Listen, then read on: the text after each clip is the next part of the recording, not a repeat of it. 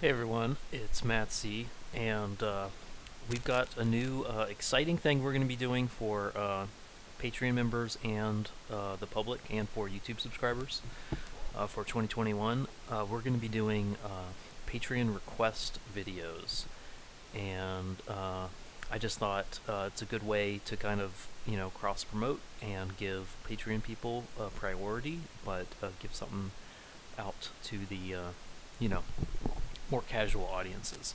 So that's what we're going to be doing, and I'm launching with well, we're going to be talking about Star Wars, and but we're going to be doing it from a pretty unusual angle. I think I don't see a lot of people taking this tack, but I see some discussion of this, but I have a particular viewpoint that I think you guys would appreciate. So yeah, I saw this a couple days ago. I thought it was interesting. I agree with a couple points. I disagree with a lot of it. So, and I've got some kind of story principles, writing principles that I want to suggest that this sort of thing doesn't really it doesn't help. It doesn't do good. And also some marketing tips. So it's kind of an action-packed video, as you can tell, and I'm gonna try to get through it in about I don't want to take up too much of your time. So hopefully this is well, you guys can tell me because you're in the future and you're looking at the length of this video. But hopefully this is about 20 minutes. So yeah, so this is something you regularly see ever since The Last Jedi. For the past 3 years now, you see people comparing The Last Jedi, and specifically The Last Jedi, this 3-year-old movie we've already had. Another film, we've had a new season of Clone Wars, and we've, of course, had 2 seasons of a very highly acclaimed Mandalorian show. And now we have, like 17 shows coming. I think it's literally 10 either films or TV shows officially announced and confirmed. So, but we're still talking about Last Jedi, and one of the ways we do that is we talk about movies that you like as a weeb. Movies that that movie you like actually has similarities to The Last Jedi. So, just off the bat, this is not how people write stories. This is not how Hollywood works. This isn't how Rian Johnson, the writer director of The Last Jedi, works. This isn't how stories are done. This is how critics of stories from the outside looking in try to piece together how a story was written. Writers don't. People working at the professional level in Hollywood are not thinking about movies that they like and then just trying to patch them together and make a new movie that you will like because it reminds you of this other movie that you like. Even with a movie as controversial and I would say tone deaf as The Last Jedi was, yes, I'm in that camp. I don't, there's some things that were technically excellent about the film, but thematically, and that's really what this is about. It's about restoring. Well, it was never high to begin with, but trying to, I don't know, baptize The Last Jedi in some kind of better context so that you like it because you like Nausicaa or Princess Mononoke. So anyway, I know that's pretty harsh, but can I start with this? I mean, now I can see. So this is kind of how this thing goes from the outside looking in, right? Is that you pick things that look similar, and we say, oh yeah, that reminds me. So I think now there could be an argument for an influence of Nausicaa because just going to the article that this tweeter is linking to that he wrote. Yeah, the idea of a princess, kind of living in the wreckage of old wars. I do think that makes sense. I think that's a valid point. But then we get to places like this, where Captain Phasma, she wields a staff for 3 movies, but the moment she picks up a blaster, she's suddenly Um, I don't even remember what this character's called. The female knight character with a handgun. Suddenly she's a that's another Nausicaa reference, isn't it? He doesn't have it here. I'm reading. Yeah, now. Yeah. Suddenly it's a Nausicaa reference because she briefly holds a handgun. That doesn't cut the bread. Doesn't slice the butter. I don't know what the metaphor is here. That's it's dumb. But just to tie in, so we're already getting to the point where I'm talking about marketing. I really think there is something to be said for uh, for perhaps mimicking things on a superficial level, uh, kind of pantomiming movies that you like, scenes you like from that movie you love in films, particularly at the editing phase, so that you can kind of get these sort of threads going viral organically, and that people can participate at that level. I'm gonna bring up something because I'm already realizing I should have brought this up, and I apologize. Because we're going to compare this approach to the Miyazaki, not the Miyazaki theory. Oh no. Oh, oh no, not Miyazaki. Who's the guy with the? I've seen like all of his movies, but I saw them all, so I haven't seen them in years because I'm done with them. Oh no. Ah, what do I want to say with it's Kurosawa? I'm sorry. Isn't that terrible? I'm not editing this. That's staying in. You need to know that I'm an idiot in that respect. There is something to be said for Kurosawa, okay? And these are superficial, and they are more than superficial. There are some deeper. Yeah, I think this was the guy.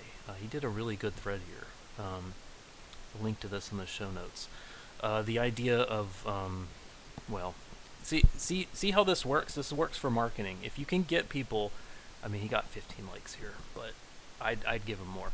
If you can get people to be interested in your film and trying to think that it's an art, like a auteur kind of, you know, revisit, reinterpretation, artistic expressionism type thing. I don't like, which is what people try to say about. In some ways, it really is what you do find in The Last Jedi and what Ryan Johnson self-consciously was trying to do. You can find similarities. This is a toy. This is not from, of course, it's just, Yes, I get it. Star Wars has Eastern and Western stuff in it, right? But deeper themes like this, like in Ron, I think is how it's pronounced. Used to call it Ran, but yeah, it might be Ran. But if you know that movie, that there's a dramatic use of war in red battle flags. In that, color is a really serious theme in that, and in kind of ultimate showdown moments in Ran, there's red. Let's see what Matthew Kaddish says. Kurosawa's use of color red was extremely bold in his films. It was a conscious choice on his part to evoke both emotion and utilize stark colors. Red symbolized death, destruction, violence, and malice in Kurosawa films. He used it as an oppressive and dangerous color. That's very true. However, red is used in the West and East universally that way, so you can see how these things get a little murky. Yeah, okay, so there's a dual. I just love this. I forgot what's his name's character has a particularly long sword. It's not a katana, but it's something. I think it's I forget what it's called. And then because she has this, it's so superficial. This isn't how stories are written, but thematically these things can happen. It's well, I'll say that in a moment. But so Matthew Kiddish says another thing Johnson got from Kurosawa was the director's use of weather to create movement in the frame. That's very true. I think that's very clear. in The Last Jedi, whether as a character in the story almost, for poetic effect. Uh, these kind of this is just to get your attention, and it's the sort of thing that any smart marketing company with a marketing wing wants people to pick up on and run with, even though it's stupid. They but particularly these are how stories are written. This is how Rian Johnson, this is how other professionals write in Hollywood.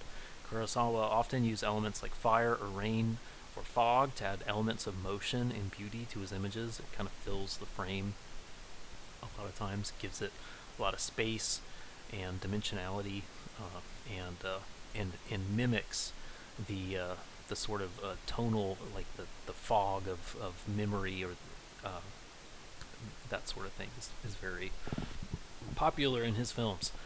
Uh, he'd add ink to water and make it show up in black and white better. That's what he did in The Rain here. He'd also use huge jet engines to create wind and dust in the background for dramatic effect. I did not know that, actually. In many scenes of The Last Jedi, Johnson uses this technique to add, I don't know if he used jet engines, but to add both visual beauty and movement to static or undramatic shots, just like Kurosawa did. Very true, once again. That's really what he was doing. So just to back up a little bit, one of the famous similarities. Let's bring it up again. One of the well-known.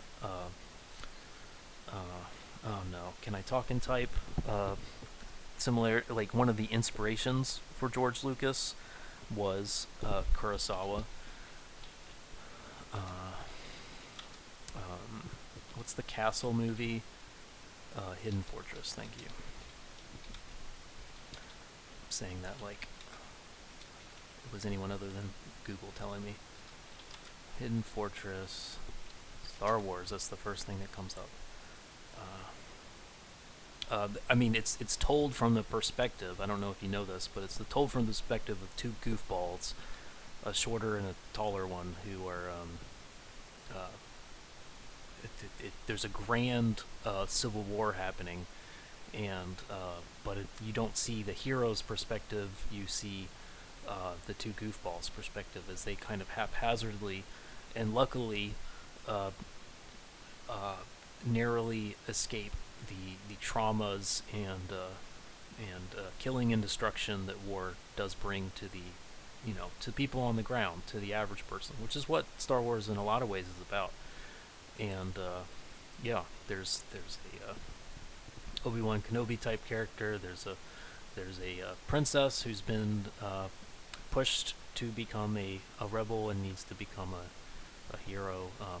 It's good stuff.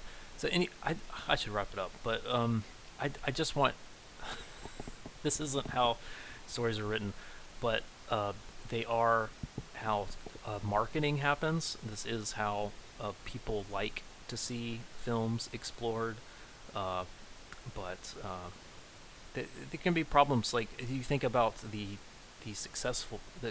very successful Mandalorian, there are episodes that are just story beat for story beat, ripoffs, honestly, of Kurosawa, but that doesn't make them the most well-loved stories. They don't make them the most the stories that people are enjoying the most. That's not the ones that people are talking about. Yeah, you can talk about Lone Wolf and Cub, and that's obviously there, but people they don't like Mandalorian because it's Lone Wolf and Cub. They like Mandalorian because, like Lone Wolf and Cub, both of these stories are tapping into fundamental story principles that harness, that are universal and do transcend. It's ironic that we kind of play these games with Kurosawa and Miyazaki, both of whom are heavily dramatically self-described. These people are interested in Western storytelling and figuring out how to do that. And they did it to success because it's not Sometimes a lot of this isn't actually Western or Eastern. A lot of it is just the human experience, patterned differently, with different, veneers, but they aren't. They, at the end of the day, we all bleed red, and that's why red is attached to war. And you don't have to be a Kurosawa nut or a Miyazaki nut to use that sort of thing. Uh, there's more that binds us than divides us, and yeah. So that's just kind of the video. I don't know. I hope you found this interesting. Uh, it's a complex topic, I think, and so I thought I could ramble about it and hopefully come up with something a little interesting. Maybe you learned a couple things about how Nausicaa does influence Star Wars.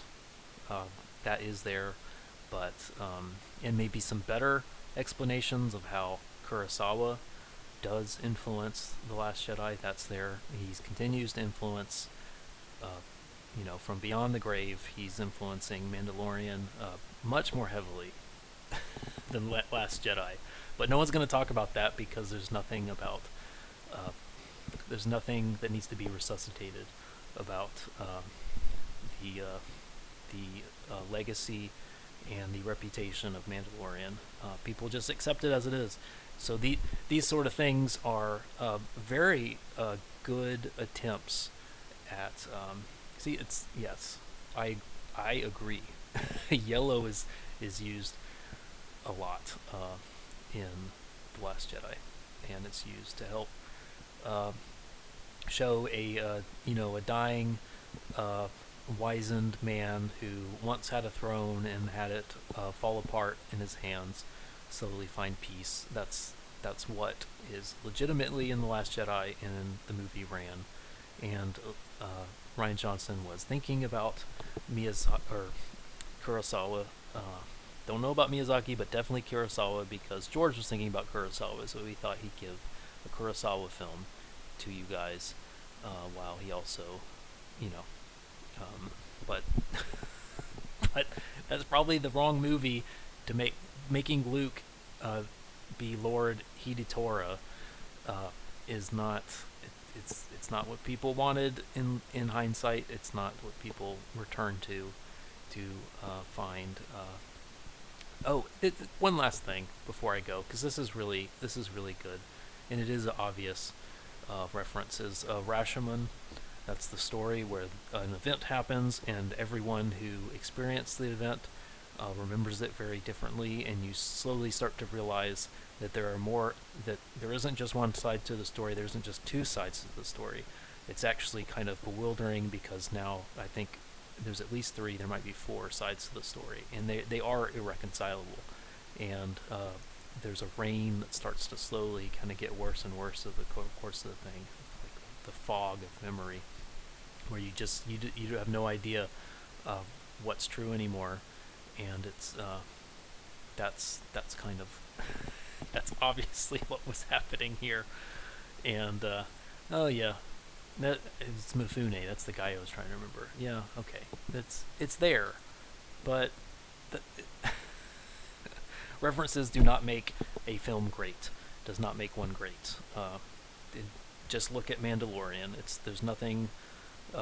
If there's references to other franchises by other creators, that's not what people are talking about in this.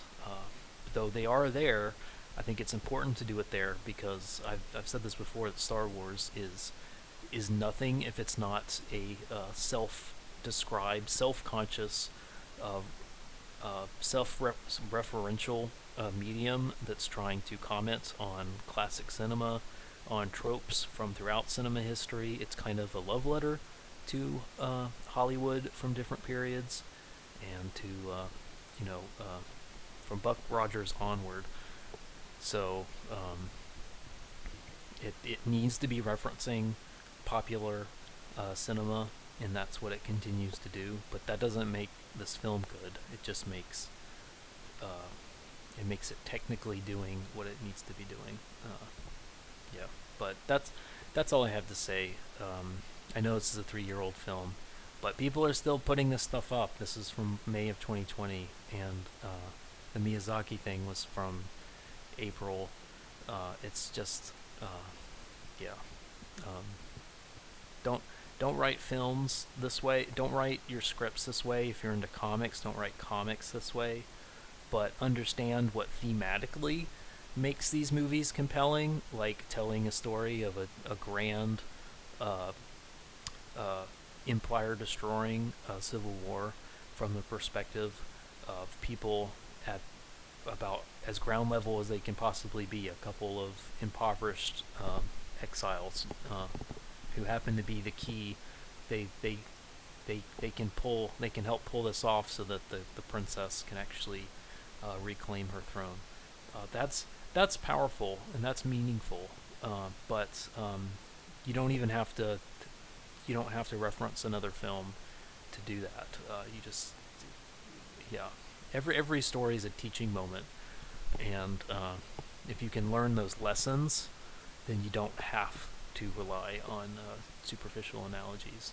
You can just tell the lesson again from a fresh angle. So that's the video for today, and this is created by Patreon support. So let me know what you guys. Oh, look at that, 21 minutes. Looks like great. I planned this okay. Let me know as I'm going to be sending out like a request for what sort of videos you'd like me to produce for you guys for Patreon for January, and then we'll just continue move onward. If no one has particular requests, I'll keep making stuff like this. It's constructively critical storytelling videos is kind of what I want to do. And Patreon people, of course, they continue to get updates on advanced updates on what I'm working on with Kyrie, my book series. It's well, all you guys probably know by now, but there's exciting new things happening for Kyrie in 2021. Really thrilled about that. It's going to be the best year yet for Kyrie, so that's coming. But until then, hope you guys have a good holidays, and I'll talk to you guys later. Thanks. Bye.